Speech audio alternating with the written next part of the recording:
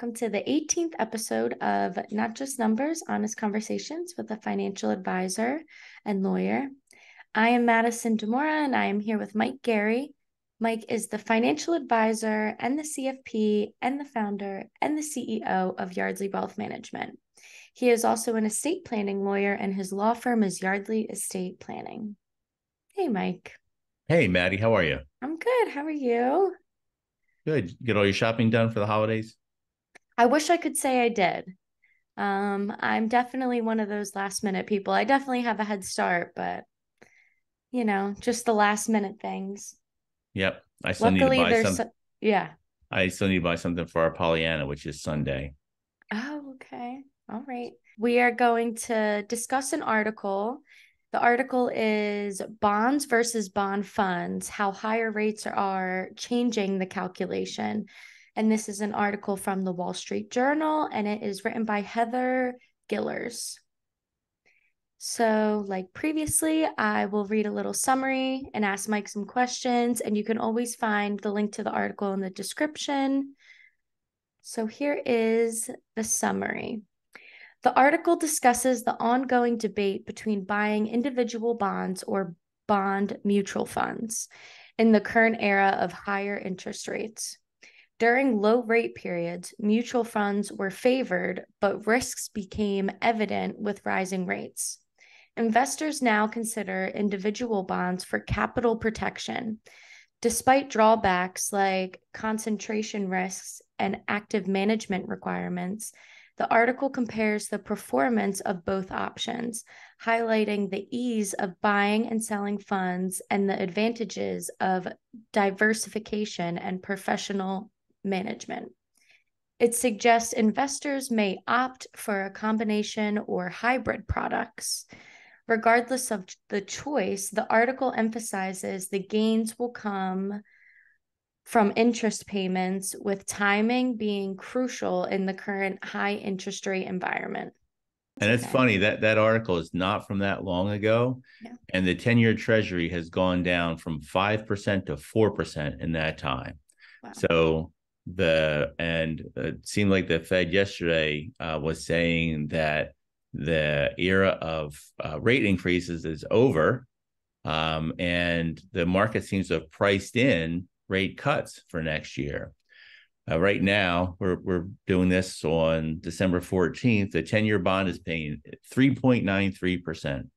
So just like 6 weeks or so ago, it briefly topped over 5%, which is the highest it had been in a while. So it's interesting to see how these things change. Yeah. And I'm going to tell you, in the short run, interest rates are as easy to predict as stock movements, which means that no one can do them with any kind of regularity or consistency. Yeah. All right. So let's get on to these questions, Matt. I know you have some good ones for me. All right. In the current era of higher interest rates, what factors do you think make individual bonds more appealing to investors compared to bond mutual funds? So I think one of the things that led people to start buying individual bonds and like CDs is, starting a year and a half ago or almost 2 years ago now, when the Fed started raising rates, you could get more than 1 or 2% on a bond. So you could see why, in 2017, if rates were 1%, why people weren't like going to rush out and lock up their money for 1% for 5 years. Now that some of those bonds pay 4% or 5%, you can see why somebody would lock that in, right? Like that makes sense. Totally. All right. So the article mentions the drawbacks of buying individual bonds, such as concentration risk and the need for active management. How might investors address these challenges if they choose to go for individual bonds? Sure. So we generally don't recommend individual bonds because of the concentration risk and how expensive it is to buy bonds on your own. So by concentration risk, like most people have a limited amount of money, right? So if you only have a certain amount of money to buy bonds, it gets hard to buy bonds that are diversified. So say you have $1 million portfolio and you want to have $300,000 in bonds. Well, bonds are traded in the $1,000, like per $1,000, right? So then you would only have at the most, you could buy 300 $1,000 bonds, but nobody's going to do that. Doesn't make any sense. There are all sorts of bonds you can invest in, just treasuries, agencies, corporate bonds, muni bonds, a bunch of different types of bonds. They all have different risk return characteristics. If you are going to buy individual bonds, you're going to be limited by the amount of money you have to deploy. And so if you were if you had that $1 million portfolio and $300,000 was going to go into bonds, and you wanted to buy individual bonds, you'd have to really stick with either treasuries or insured munis to make sure that you got your money back, right? Because corporate bonds and munis that aren't insured can default and you would get nothing back. And the bond or your portfolio is supposed to be the safe part. So if you're going to buy individual bonds, that means there's giant categories that offer higher returns that you can't invest in at all, or you shouldn't invest in at all because you could lose your money. All right. All right. Diversification is highlighted as an advantage of bond funds. How important do you think diversification is in mitigating risks? And what are the potential downsides of relying on diversification? Yeah, so the reason that diversification is a good thing, there used to be an old adage in Wall Street: diversification is the only free lunch you get in investing, right? Because you can diversify and reduce a lot of risk. So for bonds, if you were buy bond funds with that $300,000 portfolio, maybe you would buy some treasuries or a fund that's an investment grade bond fund. Maybe you would buy a muni bond fund, depending if you have a taxable account. And then you could buy other bond funds that might pay more, right, than those. And you could have 3 or 4 funds make up that $300,000. You could buy international funds, and so you would have small pieces of hundreds or thousands of funds instead of buying 3 treasuries or 6 treasuries. And so you can get a lot more diversification in terms of like the issuer and the interest rate and the maturity and the duration. You could get a lot for that. And I think it's worth it. The other thing in buying funds that's a little bit different is, yes, you pay for that investment manager. So you're going to pay 0.1%, or maybe as much as 0.2%, but not a lot more than that. Bond funds are much cheaper than most stock funds. And if you go to buy bonds on your own, you buy them through a typical discount brokerage firm like Schwab or a mutual fund company like Fidelity. You can buy bonds and it's easy now. The problem is you're buying them from the inventory of those fund companies, and they are making money off you that is much, much, much more than the amount that you're going to be paying a fund manager, right? Because those places deal with bond traders, and they're going to have they're going to buy bonds like by the millions. And if you want to buy a $25,000 piece or a $50,000 piece, even $100,000 or $500,000 piece, it's the difference between buying wholesale and buying retail. You're going to pay more. Somebody at Schwab has to buy those and sell those. Somebody's going to monitor the website, and they're going to make money from that. So it's easier than ever to buy individual bonds, and it's cheaper than it used to be, but it's not as cheap as it is, say, buying a stock where there's no commission, and the payment for order flow is going to be a really, really small amount. Yeah.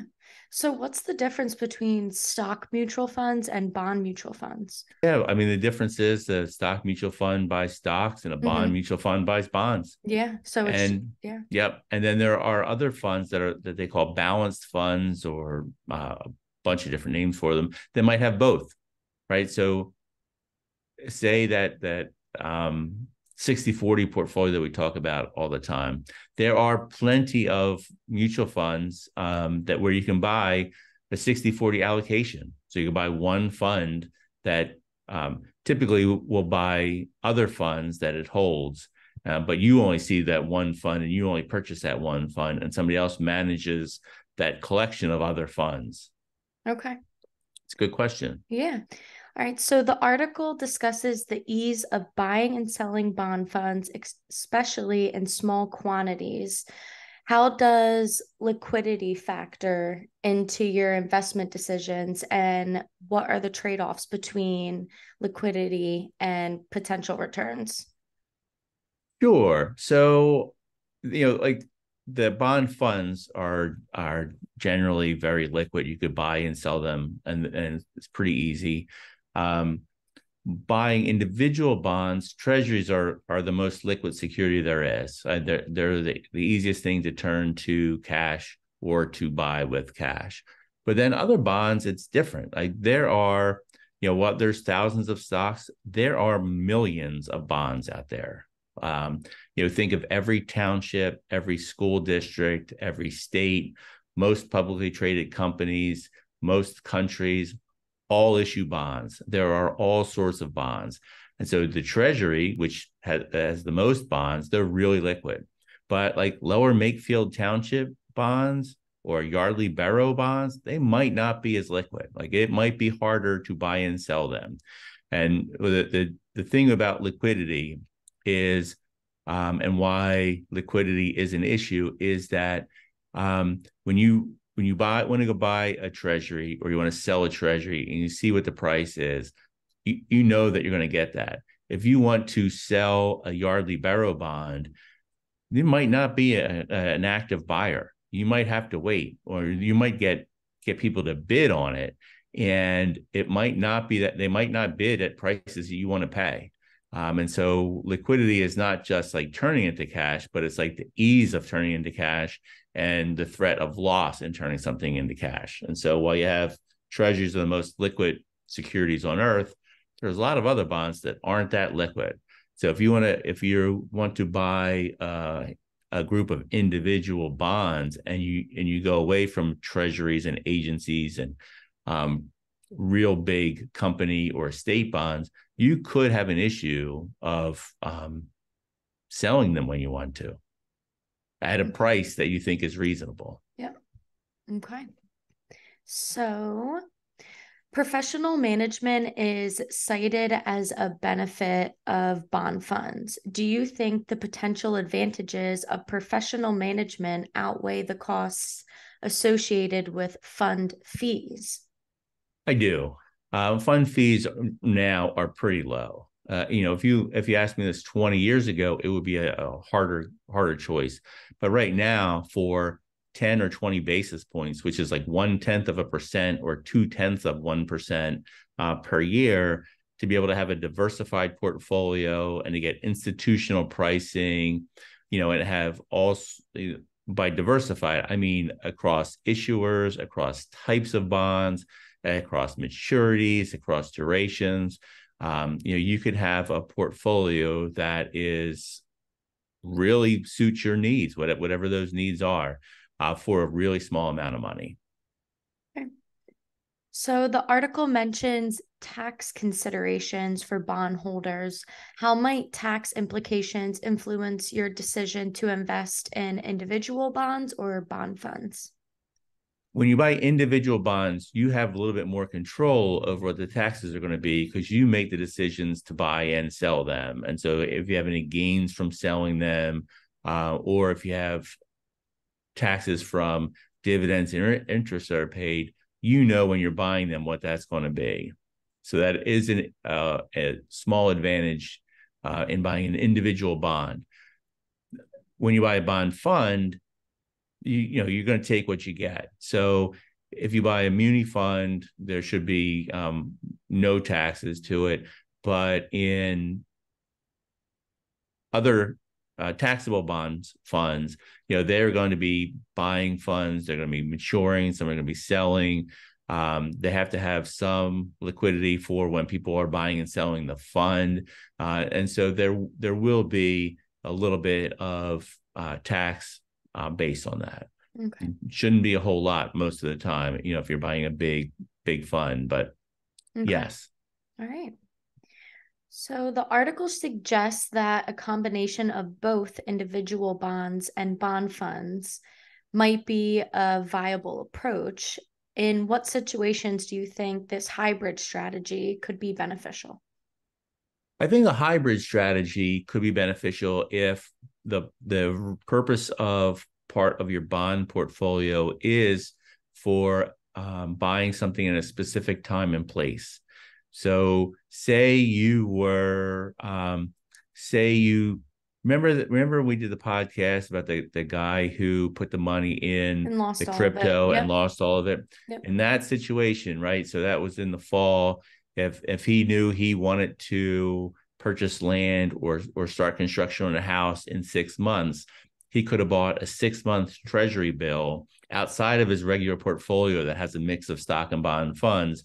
And then that money would have been safe and it would have matured. He could have bought one that matured probably the exact day that he wanted to, or certainly within a couple of days or a week. And so that would be a real good use of having an individual bond. Same thing for like CDs. If you know that you're going to have a need for money at a certain time in the future, and it's very specific, and you don't want the risk of loss, then buying an insured muni bond or a guaranteed bond like a treasury or a CD is the right thing to do. Okay. How important do you think timing is in making investment decisions, especially in the context of interest rate fluctuations? What factors would you consider when deciding the right time to invest in bonds or bond funds? I would say that people cannot consistently know when to time the market. And the idea of moving to your portfolio, the right allocation is once you know it's the right allocation, you should make the move. Okay. So if you're moving money from one place to another, or if you're starting an investment, if you know the allocation should be a certain thing, the thing that makes the most sense is to move that right away. Stock and bond movements are, in the short run, unpredictable, and it's impossible to time with regularity and consistency. Everybody gets lucky, right? Somebody's going to win the lottery tonight, yep. Right? But if you're going to think like, oh, well, I'm going to wait for rates to do something, nobody saw the 10-year treasury going down from a little over 5 to under 4 in such a short amount of time in the last 6 weeks or 2 months or whatever it's been. It's been a short time to make that big of a move. And before that, it was a big move to go from 4 to 5%, right? And that wasn't a widely anticipated. Yeah. So the best idea is once you know what you want to do, take the steps to get there. It's like your own timing. There's no perfect timing. Like do it December 15th at 12 o'clock in the afternoon. Right. The only time that would work is like, hey, if I'm going to take my lunch hour to change my portfolio, and I have a little bit of time on Friday at 12 o'clock, I'm going to do it then. Okay. Yep. How much should people rely on bonds? Can you have too much in bonds? Did you say you saw another article about people using them more or maybe even more than they should? Yes. So now that bonds pay more than zero, although 4% is not huge. There's an article in the paper yesterday saying, and it quotes people in their 50s saying they want to get a portfolio of bonds big enough so that all of their expenses in retirement will be paid for by guaranteed bonds. And that's a lovely sentiment, but it's not going to work for almost everybody. The reason is those bonds are not going to keep up with inflation, right? So they're not going to grow. That 10-year treasury that yields 4%, it's taxable, right? So people are going to lose 25 to 40% to taxes, and inflation while coming down a lot, is still running at 3.1%, right? So that 10-year treasury is not going to keep up with inflation after taxes. So if you get your portfolio at, say you're in your mid 50s and you want to build this portfolio to last for the rest of your life, and you have a reasonable expectation of getting into your 80s or 90s, that portfolio, when you're in your 80s and 90s, is going to throw off peanuts of money compared to what it would when you first got it together. So the only people that would work for are people who are really, really rich, right? Sure, if you have $100 million, you could do that and it's going to be okay. Yeah. Or people who are going to rely mostly on Social Security or pensions, and the bonds will provide a little bit of interest. So sure, my grandparents, who lived a long time ago, didn't buy any kind of stocks. They just had cash and CDs. They didn't spend that much money, right? They had pensions and Social Security, and they didn't spend anything. People now, especially people who are quoted in Wall Street Journal articles in their 50s, right? So they're probably in pretty good financial shape. It probably gives them comfort to think that they could have this bond portfolio, but it would be a disastrous decision for most people, just disastrous. Yeah. The difference, here's an example. Rachel's grandfather had a real good job, and he had a pension, and it paid a big percent of his salary when he retired in 1971. That was $6,000, right? So that's 50 years ago. So these 50-year-olds who could live to be 100, right? There's a not a crazy chance they could, right? Think of the difference between that $6,000 pension 50 years ago and what you would need to live on, even like the basic standard of living here, right? That $6,000 is going to be a rounding error when your spending needs are going to be in 50 years. It's really short-sighted. It's really not a good idea. Okay. So you could rely too much on bonds. Bonds have a time and place, right? Most people can't handle the volatility of an all-stock portfolio. I get that. And so most people need to have some bonds to cushion the volatility, especially if they're taking withdrawals that are sizable or material compared to how much they have. But you can't go overboard, because that's the part of your portfolio that's not really going to increase that much, and the value over time is going to steadily erode. So yes, if you need to have 20, 30, 40%, even 50% in bonds because you need to sleep at night, that's okay. But once you go above that 50% in bonds part, you're going to run into real issues if you expect to have that for a long period of time. Okay. For more information on Yardley Wealth Management or Yardley Estate Planning, you could visit our website at yardleywealth.net and yardleyestate.net. You can also follow us on socials at Yardley Wealth Management. This podcast has been produced by Madison and Mike Gary with the technical and artistic help from Poe Productions.